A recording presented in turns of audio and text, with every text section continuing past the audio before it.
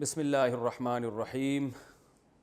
آج میں انشاءاللہ سورہ بقرہ کا 10واں رکوع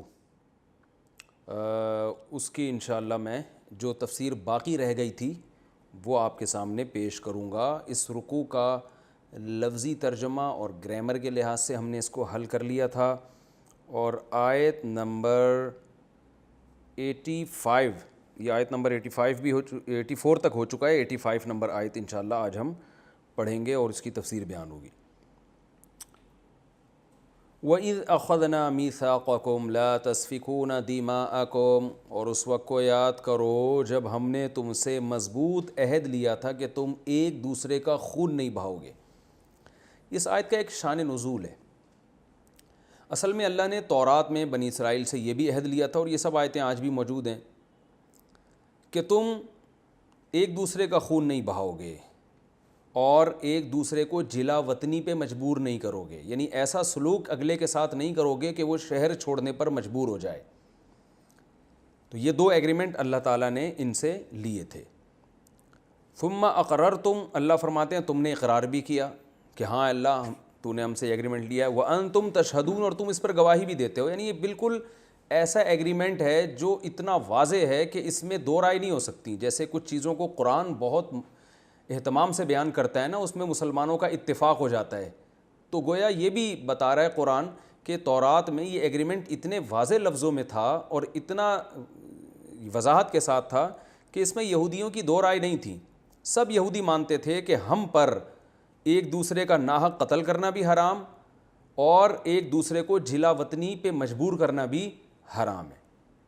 لیکن ہوا یہ، اب یہ اچھی طرح سمجھیں، جو سیرت پڑھنے والے لوگ ہیں نا ان کے سامنے ان قبائل کا تذکرہ بہت آتا ہے، تو اس لیے جو میں 4 قبیلوں کے نام بتاؤں گا وہ آپ نے یاد کرنے ہیں، تاکہ کبھی بھی آپ سیرت پڑھتے ہیں یا قرآن میں جو بہت سے واقعات ہیں نا ان کا ان قبائل سے بڑا گہرا تعلق رہا ہے، یعنی ان میں ان کا تذکرہ بہت آتا ہے، تو یہ ذہن میں رکھیں۔ انصار کے 2 قبیلے تھے، اوس اور خزرج۔ اوس خزرج یاد کر لیں، ان میں بنو نہیں لگا ہوا، یہ ذہن میں رکھیں، اس سے یاد رہے گا آپ کو۔ اوس اور خزرج، اوس الف سے آتا ہے تو وہ پہلے رکھ لیں، خزرج دوسرے نمبر پہ یاد کر لیں۔ ادھر یہودیوں کے 2 قبیلے تھے، ایک بنو نظیر اور ایک بنو قریظہ۔ بنو نظیر بھی کہتے ہیں، ضاد کے ساتھ ہے، نون ضاد یا اور را، اور بنو قریظہ قاف را یا زوئیں، توئیں کے اوپر نقطہ ہوتا ہے نا، زوئیں یہ والا۔ بنو قریظہ، بنو نظیر ضاد کے ساتھ، نظیر اور قریظہ زوئیں کے ساتھ۔ تو بنو قریظہ کو پہلے نمبر پہ رکھیں، بنو نظیر کو دوسرے نمبر پہ۔ بنو لگا ہوا ہے تو سمجھ لو یہ یہودیوں کے 2 قبیلے ہیں، اس طرح سے آپ کو یاد رکھنے میں آسانی ہوگی۔ اوس خزرج انصار کے قبیلے، بنو قریظہ بنو نظیر یہ یہودیوں کے قبیلے۔ اب یہودیوں کے جو یہ 2 قبیلے تھے، ان میں جو بنو نظیر تھے بنو قریظہ پہلے، بنو نظیر بعد میں رکھیں۔ بنو قریظہ کی دوستی اور معاہدہ تھا اوس کے ساتھ، الف پہلے آتا ہے نا تو اوس، اس سے یاد رکھیں، اور ادھر بنو قریظہ پہلے کر دیں آپ۔ تو بنو قریظہ میں قاف آتا ہے، قاف میں 3 الفاظ ہیں نا، تو اوس میں بھی 3 ہے، اس سے یاد رکھنے میں آسانی ہوگی کہ کس سے کس کا ایگریمنٹ تھا۔ کچھ ایسے ہنٹس ہوتے ہیں جس سے تاریخ کو یاد رکھنا آسان ہوتا ہے، ورنہ آدمی ساری زندگی کنفیوژن میں ہی رہتا ہے، یہی نہیں یاد رہے گا کہ اوس یہودی تھا یا بنو قریظہ یہودی تھے۔ تو میں نے بتا دیا، ایک اشارہ یہ ہے، بنو یہاں لگا ہوا ہے تو وہ یہودی قبیلہ ذہن میں رکھیں، اور قاف اور اوس اس سے یاد رہے گا کہ بنو قریظہ یہ میں قاف آتا ہے نا تو قاف کے اوس سے تعلقات تھے، یعنی دوستی تھی۔ جیسے ہمارے استاذ کہتے تھے قرآن مجید میں یہ لفظ بہت آیا ہے، سندس اور استبرق۔ سندس کہتے ہیں پتلے ریشم کو، باریک ریشم کو، استبرق کہتے ہیں موٹے ریشم کو۔ اب میں 4 سال تک یاد کرتا رہا موٹا ریشم پتلا ریشم، لیکن جب بھی قرآن میں آتا تو بھول جاتا استبرق پتلا والا ریشم ہے یا موٹا والا ریشم ہے۔ یہ تو یاد ہو جاتا ہے دونوں ریشم ہیں، لیکن موٹا کون سا ہے اور پتلا والا ریشم کون سا یاد نہیں رہتا۔ تو ہمارے استاذ نے کہ ایک طریقہ ہے، استبرق، یہ کتنا موٹا لفظ ہے نا، استبرق، تو سمجھ لو یہ موٹا ریشم ہے۔ اور سندس سین آ رہا ہے، پتلا ریشم ہے، یہ لفظ ہی ایسا پتلا پتلا سے لگ رہا ہے نا، تو استبرق موٹا موٹا لگ رہا ہے نا، قوف کتنا گاڑا لفظ ہے۔ تو اسی طرح عربی میں ایک لفظ استعمال ہوتا ہے رمل. رمل کہتے ہیں جو ہم طواف کے دوران پہلے 3 چکروں میں سینہ اکڑ کے چلتے ہیں نا, اچھل اچھل کے, اس کو رمل. اور رمل عربی میں ریت کو کہتے ہیں. اب اکثر لغت کے طلباء کو, عربی ادب کے طلباء کو یاد نہیں رہتا ریت رمل ہے یعنی میم پہ جزم ہے, اور رمل جو حرکت کر کے ہم چلتے ہیں, تو یہ رمل کون سا ہے اور رمل کون سا ہے, دونوں لفظ گڑ ہو جاتے ہیں. تو اس کا بھی ہمارے استاذ نے بتایا بھائی دیکھو رمل میں ہم سینہ اکڑا کے چلتے ہیں اچھل اچھل کے, تو رمل میں میم پہ حرکت ہے, تو یہ حرکت ہو رہی ہے. اور رمل میں میم پہ سکون ہے, جزم ہے, سکون, ریت آرام سے پڑی ہوئی ہوتی ہے, زیادہ ہل نہیں رہی ہوتی. تو اس سے اس قسم کے اشاروں سے نا ایک جیسے الفاظ کو یاد کرنا آسان ہو جاتا ہے. تو اسی طرح آپ نے کیا کرنا ہے, اوس یہ تھے بنو قریظہ, قریظہ میں قاف آتا ہے, تو اوس کے تعلقات تھے بنو قریظہ کے ساتھ, اور خزرج اس کے تعلقات تھے بنو نذیر کے ساتھ. اب ظاہر ہے جب بنو قریظہ کو آپ نے اوس سے ملا دیا تو اب وہ اسی کے ساتھ ہی ملے گا. تو ان دونوں کے آپس میں ایگریمنٹ تھے. اوس اور خزرج کی لڑائیاں ہوتی تھیں جو انصار کے قبائل تھے. جب اوس اور خزرج کی لڑائی ہوتی تو بنو قریظہ اوس کا ساتھ دیتے, اور اوس جو کہ یہودی بھی نہیں تھے, اہل کتاب بھی نہیں تھے, پھر بھی اوس کا ساتھ دے کے نقصان پہنچاتے اپنی قوم, جو بنو نذیر, وہ تو یہودی تھے نا, بنو نذیر کو نقصان پہنچاتے اور جنگوں میں ان کو قتل کرتے. اور بنو نذیر ساتھ دیتے تھے خزرج کا, اور خزرج کا ساتھ دینے کی وجہ سے مقابلے میں اوس کے ساتھ جو بنو قریظہ کے لوگ آئے ہوئے ہوتے ان کو مارتے تھے, قتل کرتے تھے. یعنی دوسری قوم کا ساتھ دے رہے ہیں اپنی قوم کے خلاف.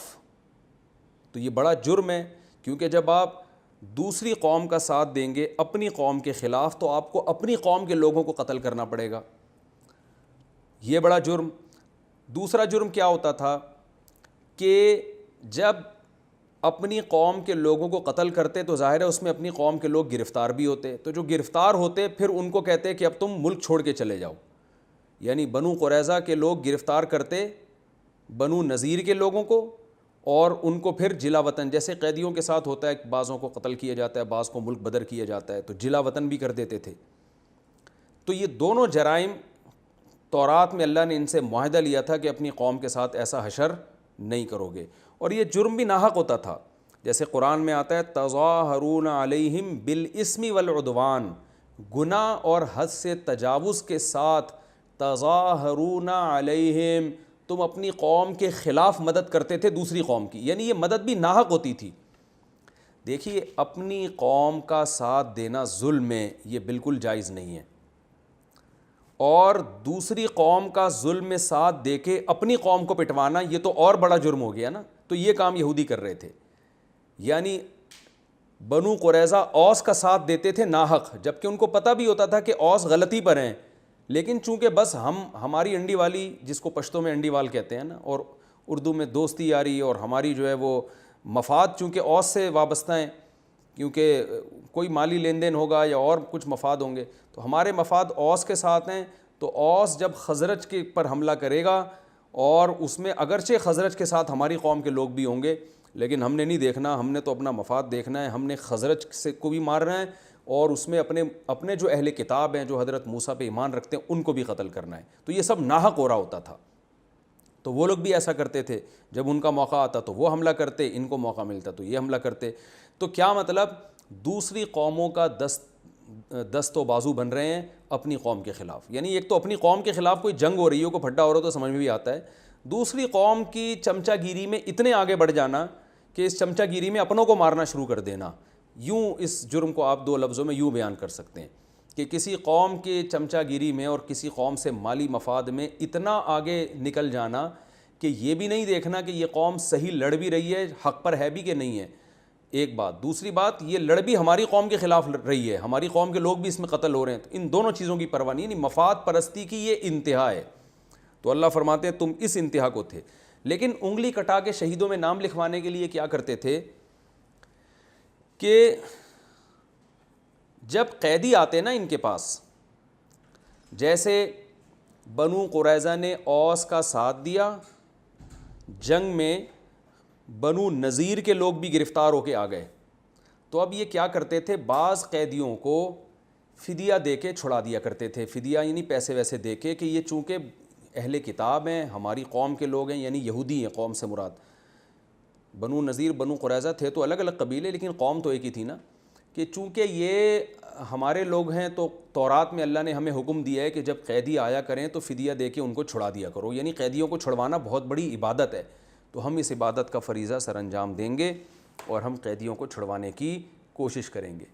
تو اللہ فرماتے ہیں کہ جو بڑا جرم ہے قتل کرنا اور جلا وطنی کرنا، اس میں تمہیں تورات نظر نہیں آ رہی، اور جو بہت آخر میں آسان حکم تھا کہ کچھ پیسے دے کے اپنے قیدی کو چھڑا لینا، اس میں تم تورات کا حوالہ دیتے ہو کہ ہم یہ کام اللہ کی رضا کے لیے کر رہے ہیں، کیونکہ اللہ نے حکم دیا ہے تورات میں کہ قیدیوں کو چھڑانا بہت بڑی عبادت ہے، تو ہم اس عبادت کو کریں گے۔ تو اللہ فرماتے ہیں اس کو چھڑانا جہاں عبادت ہے تو اس کو پکڑنا کہاں سے، وہ بھی تو اللہ نے منع کیا ہے، تو پکڑتے کیوں ہو ان کو، ایسے کام کیوں کرتے ہو کہ وہ قید میں آئیں تمہاری۔ یعنی اس کی مثال ایسے ہے جیسے آپ پرندے پکڑ پکڑ کے پنجروں میں ڈالیں، لوگ کر رہے ہوتے ہیں نا یہ، کہ پرندے پکڑ کے پنجروں میں ڈالتے ہیں، پھر کوئی مصیبت آتی ہے تو پرندے آزاد کرتے ہیں کہ صدقے کا ثواب ملے گا، تو بھائی پکڑا بھی تو تم نہیں تھا نا اس کو۔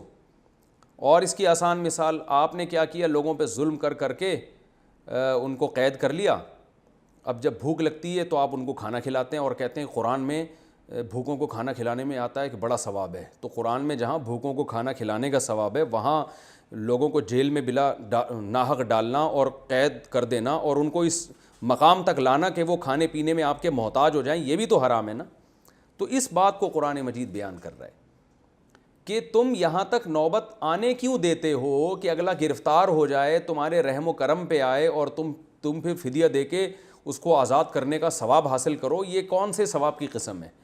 تو اس کو قرآن نے بیان کیا، وَإِذْ أَخَذْنَا مِيثَاقَكُمْ، اس وقت کو یاد کرو جب اللہ نے تم سے عہد لیا، لا تسفکون دماءکم، ایک دوسرے کا خون نہیں بہاؤ گے، ولا تخرجون انفسکم من دیارکم، اپنی جانوں کو، یعنی اپنی قوم کے لوگوں کو قرآن نے اپنے ہی آپ سے تعبیر کیا ہے کہ اپنی قوم ہی کمزور ہوتی ہے نا، اس سے خود بھی کمزور ہو جاؤ گے، تو اپنے آپ کو یعنی اپنی قوم کے لوگوں کو جلا وطنی پہ مجبور نہیں کرو گے، تم نے اقرار بھی کیا، تم اس پر گواہ بھی ہو، ثم انتم ہؤلاء، اللہ فرماتے ہیں پھر تم ہؤلاء یہ ہو، یعنی گویا اللہ بنو نذیر اور بنو قریظہ کی طرف اشارہ کر کے بتا رہے ہیں کہ یہ تمہاری حرکتیں تو آج مدینہ میں تم اپنی آنکھوں سے دیکھ رہے ہو کہ تورات کے حکام کی دھجیاں اڑا رہے ہو، ثم انتم، پھر تم لوگ ہؤلاء ایسے ہو، جو یعنی یہ کوئی تاریخی واقعہ ہم بیان نہیں کر رہے کہ ماضی میں تم نے یہ کیا، اب تم یہ کر رہے ہو، اب تم تورات کی دھجیاں اڑا رہے ہو، کس طریقے سے، تقتلون انفسکم، اپنے جانوں کو یعنی اپنی قوم کے لوگوں کو قتل بھی کرتے ہو۔ تو بنو قریظہ اوس کا ساتھ دے کے بنو نذیر کے لوگوں کو قتل کرتے ہیں، اور بنو نذیر خزرج کا ساتھ دے کے بنو قریظہ کے لوگوں کو قتل کرتے ہیں۔ وَتُخْرِجُونَ فَرِيقًا مِّنْكُم مِّن دِيَارِهِمْ، اور اپنی ہی لوگوں میں سے ایک فریق کو جلا وطنی پر یعنی ان کے شہروں سے نکلنے پر مجبور بھی کرتے ہو جنگ کے ذریعے، تظاہرون علیہم، اور اپنی ہی ان قوم کے لوگوں کے خلاف مدد کرتے ہو، بالاسم، گناہ کے ساتھ، والعدوان، اور حد سے تجاوز کے ساتھ، یعنی اس ظلم کرنے میں تمہارے پاس کوئی دلیل نہیں ہے، ناحق دوسری قوموں کا ساتھ دیتے ہو اپنی قوموں کے خلاف، لیکن آخر میں ایک کام ایسا کرتے ہو جس سے اپنا مسلمان ہونا یعنی اپنا یہودی ہونا ثابت کرتے ہو، وہ کیا ہے، وَإِن يَأْتُوكُمْ أُسَارَىٰ، اگر تمہارے پاس قیدی گرفتار ہو کے آ جائیں، تُفَادُوهُمْ، تو فدیہ دے کے ان کو چھڑواتے ہو، وَهُوَ مُحَرَّمٌ عَلَيْكُمْ إِخْرَاجُهُمْ، حالانکہ ان کا اخراج، ان کو جلا وطنی پہ مجبور کرنا، ان کو اس حالت تک لے کر آنا، یہ بھی تو تم پر حرام تھا نا۔ میں نے جو مثال دی ہے اس سے یہ آیت سمجھ میں آئے گی کہ آپ ایک کسی شخص کو قید کر کے ناحق جیل میں ڈال دیتے ہیں، اور پھر جناب اس کو کھانا کھلا کے یا اس کو چھڑوانے کی کوشش کر رہے ہیں کہ تھوڑے سے پیسے دے کے اس کو چھوڑ دو، اور کوشش کو یہ کہہ رہے ہیں کہ دیکھو میں کتنا نیک آدمی ہوں، تو یہ کیا بات ہے کہ آپ نے اس کو یہاں تک لائے کیوں؟ تو اللہ فرماتے ہیں کہ اپنا مسلمان ہونا تم اس طرح سے ثابت کرتے ہو، یعنی یہودی ہونا، کہ قیدیوں کو فدیہ دے کے چھڑوانے کی کوشش کرتے ہو، حالانکہ تم پر ان کا اخراج، یعنی یہ عمل کہ جلا وطنی پر مجبور کرنا اور یہ جو حالات ہوئے قتل و غارت، یہ سب کچھ تم پر حرام تھا۔ تو یہ کیا بات ہے، افتؤمنون ببعض الکتاب، کیا تم کتاب کے کچھ حصے پر ایمان رکھتے ہو، وتکفرون ببعض، اور کچھ حصے کا انکار کرتے ہو. یعنی تورات کی وہ آیتیں جس میں یہ آتا ہے کہ قیدیوں کو چھڑوانا بہت بڑی عبادت ہے، ان آیتوں پر تم عمل سے یہ ثابت کر رہے ہو کہ تمہارا صرف ان آیتوں پر ایمان ہے، اور وہ آیتیں جن میں ان کو قید کرنا یا جلا وطنی پر مجبور کرنا، اس عمل کو حرام قرار دیا گیا ہے، ان آیتوں کا تم کیا کر رہے ہو، انکار. تو اللہ فرماتے ہیں فما جزاء من یفعل ذلک منکم، بتاؤ تم میں سے جو شخص یہ کام کرے، یعنی آدھی تورات پر ایمان رکھے اور آدھی پر ایمان نہ رکھے، تو اس کا بدلہ کیا ہونا چاہیے، الا خزی فی الحیات الدنیا، سوائے دنیا میں ذلت کے. یعنی یہ تو منافقت ہے نا، کہ تورات سے اپنا رشتہ بھی ختم نہیں کر رہے کیونکہ تمہیں بہت سارے مفاد تورات سے وابستہ ہیں. اہل کتاب جب کہلاتے ہو تو بہت سارے تمہیں فائدے حاصل ہوتے ہیں، تم پڑھے لکھے کہلاتے ہو، تم پیغمبروں پر ایمان والے کہلاتے ہو، تو اس کے لیے جو آسان احکام تھے وہ تم نے عمل کر لیے تاکہ لوگ یہ کہیں کہ تم جناب تورات پر عمل کرتے ہو، اور تو مشکل احکام تھے وہ تم نے بالکل چھوڑ دیے. تو بتاؤ ایسے لوگوں کا کیا بدلہ ہونا چاہیے سوائے دنیا میں ذلت کے. وَيَوْمَ الْقِيَامَةِ يُرَدُّونَ إِلَىٰ عَذَابٍ أَشَدِّ الْعَذَابِ، اور قیامت کے دن ان لوگوں کو اس سے بھی زیادہ سخت عذاب میں مبتلا کیا جائے گا. تو دنیا میں ان کو ذلت ملی، وہ یہ کہ مسلمانوں کے جب حملے ہوئے بنو نذیر اور بنو قریظہ پر ان کو شکست ہوئی اور خود جلا وطنی پر مجبور ہوئے سب کے سب، اور آخرت میں اس سے زیادہ سخت عذاب ہے. وَمَا اللَّهُ بِغَافِلٍ عَمَّا تَعْمَلُونَ، اللہ فرماتے ہیں جو کچھ تم کر رہے ہو اللہ کسی عمل سے بھی غافل نہیں ہے. اولئک الذین اشتروا الحیاۃ الدنیا بالآخرہ، فرمایا یہ ہیں وہ لوگ جنہوں نے آخرت چھوڑ کر دنیا خرید لی، دنیا کے مفاد کے پیچھے چلتے ہیں. فلا یخفف عنہم العذاب، کیونکہ انہوں نے دنیا بس ان کو چاہیے، آخرت ان کو بالکل بھی نہیں چاہیے، لہذا آخرت ان کو بالکل بھی نہیں ملے گی، اور اس کی صورت یہ ہوگی کہ آخرت میں عذاب ان پر کم نہیں ہوگا، بڑھایا جائے گا. اللہ کہے گا دنیا میں جو مزے اڑانے تھے تم نے اڑا لیے، ولا ہم ینصرون، اور نہ ان کی مدد کی جائے گی. یہ ہمارا 10واں رکوع ختم ہوا.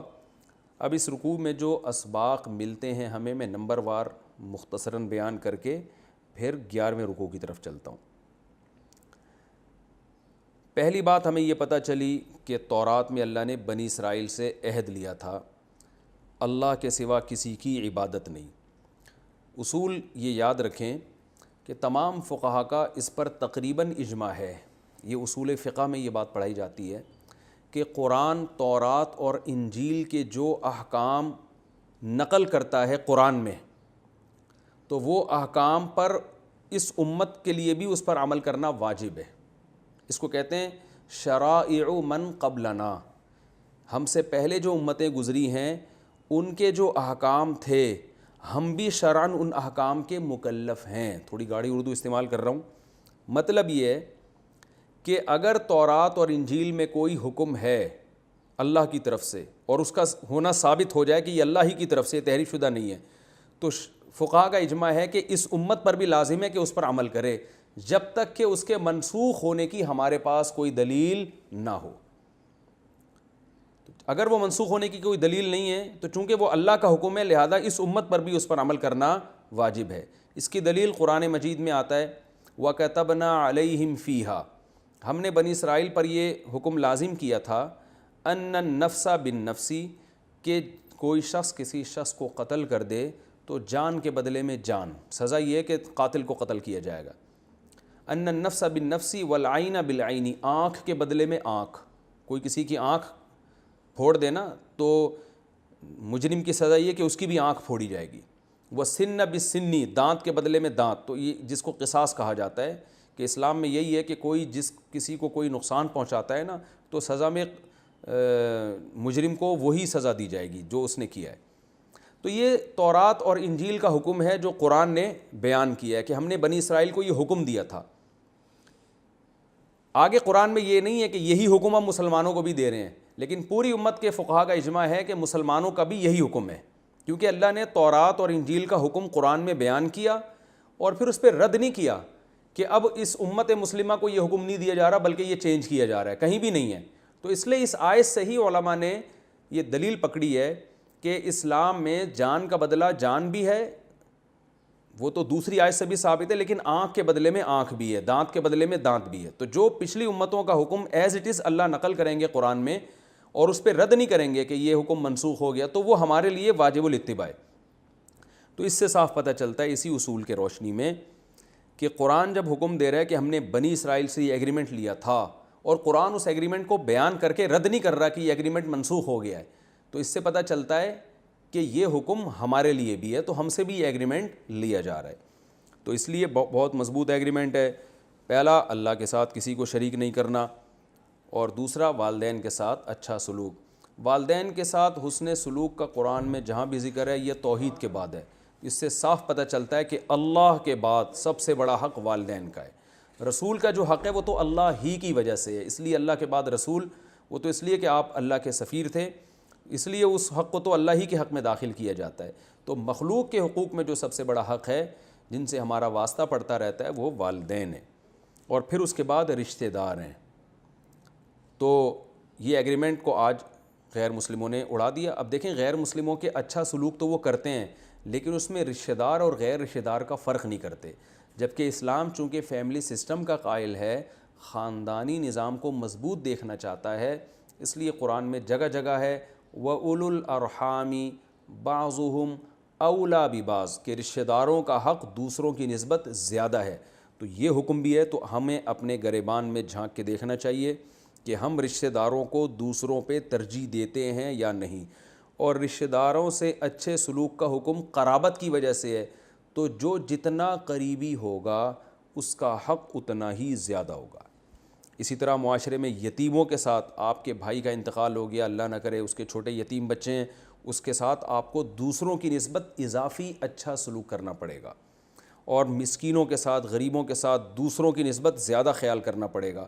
آپ کے ریلیٹیوز میں دولت مند بھی ہیں, غریب بھی ہیں, تو غریبوں کی ضرورت کا آپ کو دوسروں کی نسبت زیادہ خیال کرنا پڑے گا. یہ سب احکامات ہیں جو تمام شریعتوں میں اللہ نے دی ہیں. اور آج ہم دیکھیں فروعی اختلافی مسائل میں الجھے ہوئے ہیں, رفع الیدین, ٹانگیں چوڑی نہیں کرنا, کرنی ہے, زور سے آمین, آہستہ آمین, جو بڑے بڑے ایگریمنٹ اللہ نے لیے ہیں ان کو آج ہم نے اپنی زندگیوں سے نکال دیا. وَقُولُوا لِلنَّاسِ حُسْنًا, اور اللہ نے حکم دیا لوگوں سے اچھے انداز میں بات کرنی ہے. تو یہ حکم آج مسلمان بھی اس میں عمل نہیں کر رہے, بات کرتے ہیں تو ایسے جیسے لٹھ مار رہے ہیں, اور بات بھی ٹھیک نہیں ہوتی. ہم سب اپنے گریبان میں جھانک کے دیکھ لیں. اور اس میں اللہ نے یہ بھی حکم دیا کہ صرف مخلوق کے حقوق نہیں ہے, نماز بھی قائم کرنی ہے, زکوٰۃ بھی دینی ہے. تو صحیح مومن وہی ہوگا جو مخلوق کا بھی حق ادا کرے گا اور اللہ کا بھی حق ادا کرے گا. یہ ایک بات ہمیں پتہ چلی. دوسری بات ہمیں یہ پتہ چلی کہ قتل کرنا تو ویسے بھی بہت بڑا جرم ہے. قرآن میں آتا ہے من قتل نفسا بغیر نفس, جس نے کسی کو ناحق قتل کیا فکأنما قتل الناس جميعا, گویا ساری انسانیت کو قتل کر دیا. اور ایک اور مقام پر آتا ہے کہ کوئی کسی بھی مومن کو قتل کرے گا تو اللہ کا اس پہ بہت بڑا غضب ہوگا. یہ آیتیں ہم انشاءاللہ پڑھیں گے. لیکن یہ پتہ بھی چلتا ہے کہ اپنی قوم کے لوگوں کو ناحق قتل کرنا یہ زیادہ بڑا جرم ہے. وَإِذْ أَخَذْنَا مِيثَاقَكُمْ, اس والی آیت سے پتہ چلتا ہے. اور اللہ نے یہودیوں سے یہ عہد لیا تھا کہ اپنی قوم کو جلا وطن بھی نہیں کرو گے, قتل بھی نہیں کرو گے. تو یہ عہد میں نے جو اصول ابھی بیان کیا, اس اصول سے پتہ چلتا ہے کہ یہ عہد ہم سے بھی لیا جا رہا ہے, کیونکہ پچھلی امتوں کا کوئی حکم اللہ جب نقل کریں گے تو ہم بھی اس کے مخاطب ہوں گے. تو ہم جو ریاستی سطح پہ, حکومتی سطح پہ دوسرے ملکوں کا ہم نوا بن کے اپنے لوگوں کو مارنا شروع کر دیتے ہیں, یہ جرم بھی اس آیت میں داخل ہے. اور ہم سے بھی یہ جرائم ہوئے ہیں, اللہ تعالیٰ ہمیں معاف کرے. اور یہ ہماری یعنی ہم سے مراد ہماری قوموں سے بھی یہ جرائم ہوئے ہیں کہ دوسروں کا دستے بازو بن کر اپنے لوگوں کو مروانا اور ان کو جلا وطنی پہ. عافیہ صدیقہ دیکھیں, جلا وطنی پہ ہی تو مجبور ہے بیچاری. تو یہ سارے بڑے بڑے جرائم ہیں جن کو قرآن مجید نے بہت بڑا جرم قرار دیا ہے. وَإِذْ أَخَذْنَا مِيثَاقَكُمْ لَا تَسْفِكُونَ دِمَاءَكُمْ. ہاں یاد رکھو, اگر کوئی بین الاقوامی مجرم ہے اور بین الاقوامی مجرم ہونے کی بیس پر اس کو بین الاقوامی عدالت کے حوالے کیا جاتا ہے تو پھر وہ اس آیت میں داخل نہیں ہے, کیونکہ قرآن نے یہاں کہہ دیا تظاہرون علیہم بالاسم والعدوان, اپنی قوم کے خلاف دوسری قوم کی ناحق مدد کرتے ہو, ناحق مدد. تو اگر وہ آپ کی قوم میں کوئی مجرم ہے اور واقعی بین الاقوامی مجرم ہے تو پھر ایسے کو سزا دینا یا جس کے ساتھ اس نے زیادتی کی ہے اس کے حوالے کر دینا تو یہ بالکل جائز ہے, چاہے وہ غیر مسلم ہی کیوں نہ ہو. غیر مسلم کے بھی حوالے ایسے موقع پہ کیا جا سکتا ہے. تو یہ اس میں داخل نہیں ہے. ناحق مدد کرنا حرام ہے, ناجائز ہے کہ آپ دوسری قوم کا ناحق ساتھ دیں, وہ ظلم پر ہو اور آپ ظلم میں اس کا ساتھ دے کے اپنی قوم کو قتل کرنا شروع کر دیں, یہ اس سے بھی بڑا جرم ہے. ایک اور علمی نقطے کی بات جسے ہم تیسری بات کہہ سکتے ہیں وہ یہ بھی پتہ چلتی ہے کہ اللہ نے کیا فرمایا کہ یہودی کیا کرتے تھے, تورات اور انجیل پر, تورات پر عمل کرنے کے لیے قیدیوں کو فدیہ دے کے چھڑا دیتے تھے اور بڑی بغلیں بجاتے تھے کہ ہم کیا ہیں, دیکھو ہم تورات پر عمل کرتے ہیں. تو بڑا جرم کیا کر رہے ہیں کہ گرفتاری پر مجبور کر رہے ہیں, جنگ کر رہے ہیں اپنی قوم کے خلاف. تو یاد رکھو اس کا یہ مطلب نہیں ہے کہ آپ اگر اسلام کے مشکل احکام پر عمل نہیں کر سکتے تو آسان پر بھی عمل نہ کریں. یعنی ایسا نہ ہو کہ آپ اس کا یہ مطلب سمجھیں کہ اسلام میں کچھ مشکل احکام ہیں, کچھ آسان احکام ہیں, تو ہم آسان پر عمل کرتے ہیں, مشکل پر نہیں کرتے تو ہم بھی اسی وعید میں داخل ہوں گے. نہ نہ, یہ مطلب نہیں ہے. آیت کا مطلب یہ ہے کہ مشکل حکم کو چھوڑ دینا اور آسان پر صرف اس نیت سے عمل کرنا تاکہ لوگ ہمیں دیندار سمجھیں اور یہ سمجھیں کہ ہم قرآن پر, سنت پر عمل کرتے ہیں اور ہمارا معاشرے میں ایک مقام رہے دکھانے کے لیے.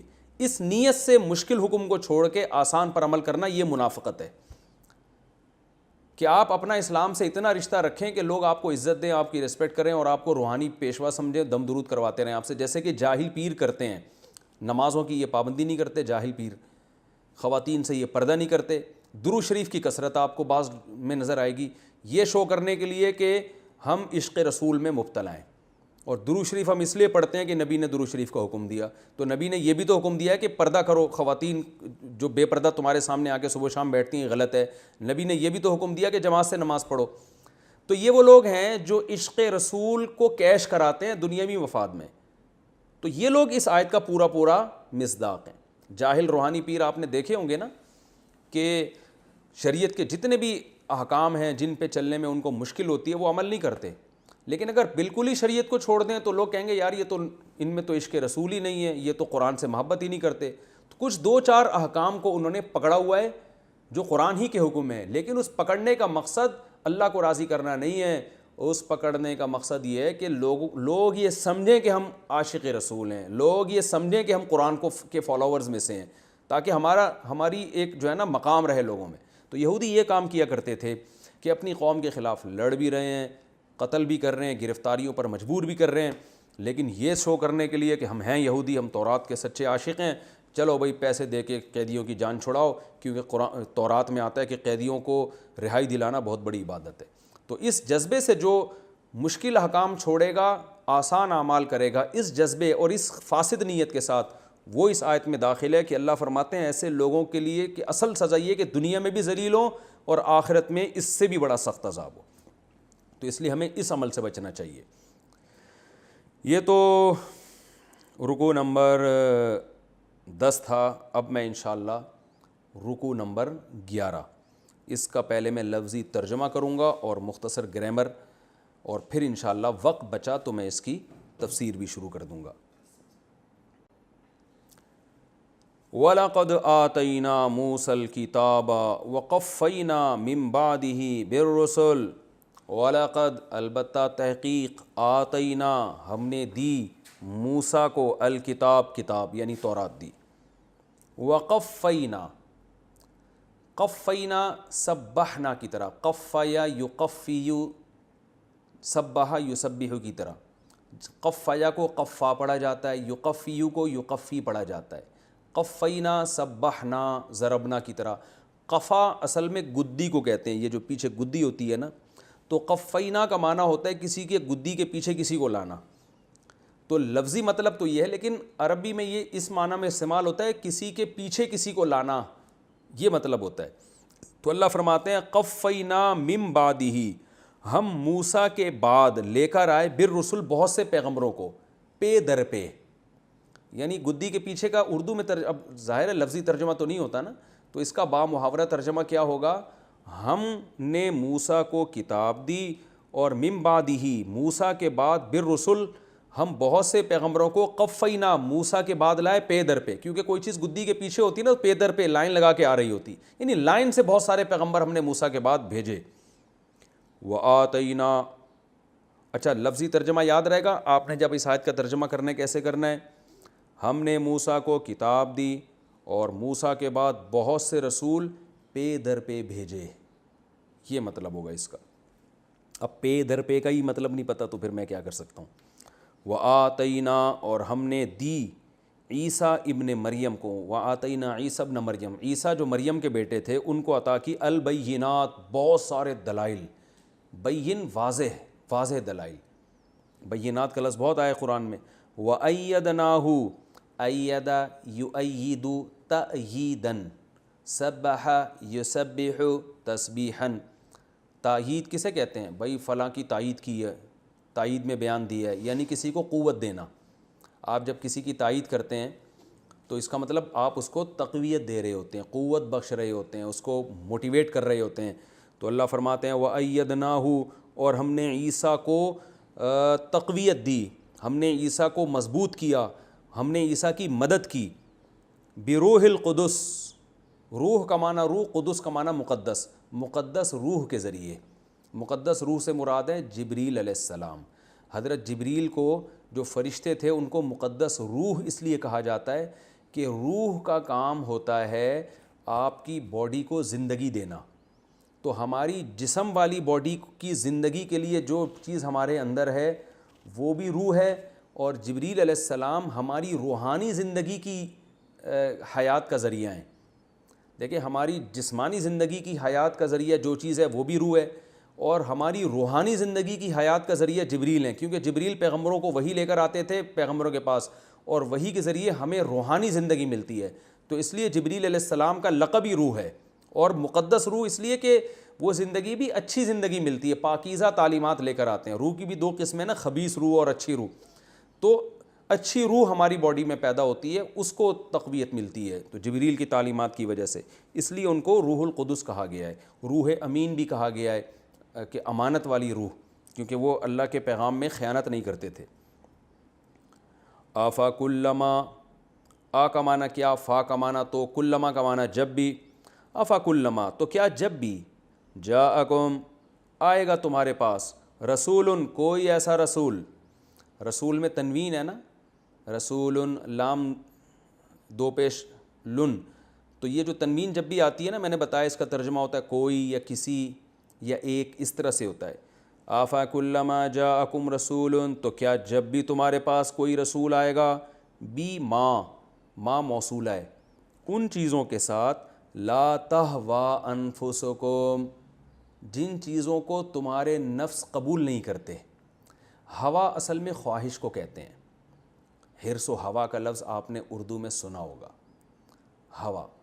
تو ہویہ یہوا, سمیع یسمعو کی طرح, ہویہ یہویو, اس کا معنی ہوتا ہے کسی چیز کی طرف طبیعت کا مائل ہونا.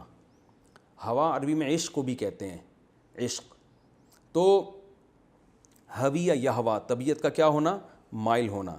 اور یہ تہوا تے اس لیے لگا ہے کہ مؤنث کا صیغہ ہے, جیسے ہے نا یضربو, یضربانی, یضربونا, تضربو مارتی ہے یا مارے گی وہ ایک عورت. تو نفس کی جمع انفس آتی ہے, اور نفس کا لفظ چونکہ مؤنث ہے اس لیے یہویو کے بجائے تہویو استعمال ہو رہا ہے, اور تہویو کو پڑھا جاتا ہے تہوا. اب ترجمہ کرتے ہیں دوبارہ. آفا کلما تو کیا جب بھی, جاءکم رسول کوئی رسول آئے گا تمہارے پاس, بیما ان چیزوں کے ساتھ, چیزوں سے مراد تعلیمات ہے, ان تعلیمات کے ساتھ, لا تہوا انفسکم جن کو تمہارے نفس پسند نہیں کرتے. ایسے احکامات آ گئے جن کو تمہارے نفس پسند نہیں کر رہے, مشکل احکام.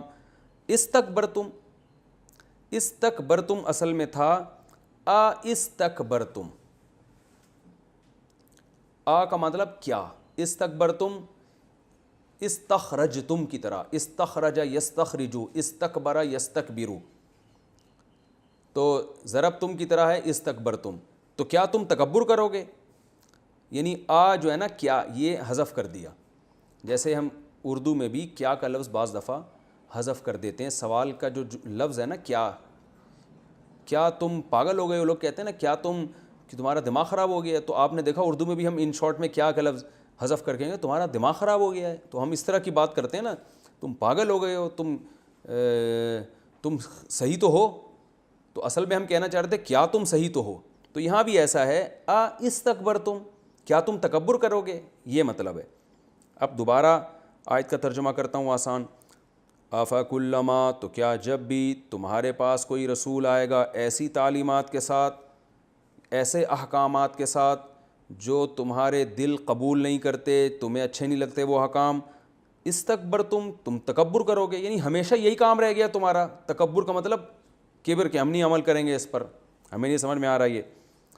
فریقاً، فا کا معنی تو اس کا نتیجہ یہ نکلتا ہے فریقاً، ایک فریق ایسا ہوتا ہے کذبتم، جس کا تم انکار کر دیتے ہو، یعنی پیغمبروں کا ایک فریق، رسولوں کا ایک فریق، یہ رسولوں کی ایک جماعت ایسی ہوتی ہے کذبتم، جس کا تم سرے سے انکار کر دیتے ہو، کذب یکذب تکذیباً، انکار کرنا، و فریقاً، اور ایک فریق ایسا ہوتا ہے تقتلون، کہ تم اس کو قتل کر دیتے ہو۔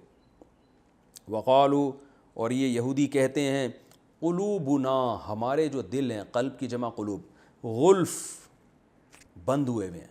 غلف غلاف کی جمع ہے، غلاف سے نکلا ہے، غلاف کورڈ ہوتی ہے نا کوئی چیز، کور کو غلاف کہتے ہیں، تو غلف کا مطلب کورڈ، وہ چیز جو پیک ہو، یعنی ہمارے دل پیک ہو چکے ہیں، ہم یہودیت پر اتنے مضبوط ہیں کہ اب ہمیں دنیا کی کوئی طاقت ہمارے مذہب سے ہٹا نہیں سکتی، یعنی اس سے اب ہمیں بحث ہی نہیں ہے کہ حق کیا ہے باطل کیا ہے، بلکہ ہمارے دل اب کیا ہو چکے ہیں، وہ گویا سیل پیک ہو چکے ہیں، اور اب بس یہ کچھ بھی نصیحت ہوگی ہم یہ یہودی ہیں اور جو ہمارے عقیدے ہیں بس وہی رہیں گے، ہمارا دل اب چینج نہیں ہوگا، یہ مطلب ہے۔ قلوبنا غلف، فخر سے کہتے تھے ہمارے دل کیا ہو گئے ہیں، وہ گویا پیک ہو چکے ہیں۔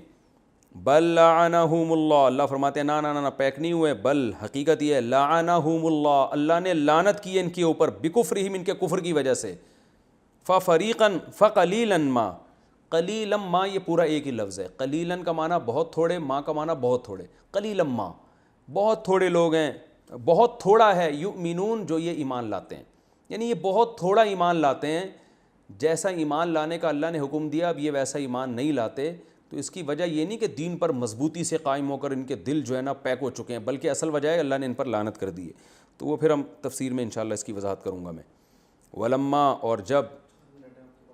اور جب جاءہم کتاب، آئی ان کے پاس کتاب، من عند اللہ، اللہ کے پاس سے، مصدق، جو تصدیق کرتی ہے، جو سچا بتاتی ہے، لما، اس کتاب کو بھی، معہم جو ان کے پاس ہے، یعنی تورات کی بھی تصدیق کرتی ہے، وکانو، اور یہ تھے، من قبل، اس سے پہلے، یستفتحون علی الذین کفروا، استفتاح کے دو مطلب آتے ہیں، ایک ہے بیان کرنا، استفتاح کھول دینا کسی چیز کو، تو اس لحاظ سے اس کا ترجمہ ہوگا کہ اس قرآن کے آنے سے پہلے یہ لوگ کھول کھول کر بیان کرتے تھے علی الذین کفروا، کافروں پر یعنی مشرکین پر، کھول کھول کے بیان کرتے تھے کہ کتاب آنے والی ہے، رسول آنے والا ہے جس کی یہ علامتیں ہیں۔ اور دوسرا مطلب یستفتحون ہے فتح طلب کرنا، مدد طلب کرنا، فتح استفسینتا طلب کے لیے بھی آتا ہے نا، یعنی یہ کافروں پر جو مشرک ہیں ان پر مدد طلب کرتے تھے کہ ایک پیغمبر آنے والا ہے اور ایک اللہ کی کتاب آنے والی ہے، ہم اس پیغمبر کا ساتھ دے کے تم پہ غالب آ جائیں گے، یعنی ان کے خلاف مدد طلب کرتے تھے کہ ایک کتاب اور پیغمبر آئے گا تو ہماری مدد ہوگی اور ہم اس پر ایمان لائیں گے اور دنیا پہ غالب آ جائیں گے۔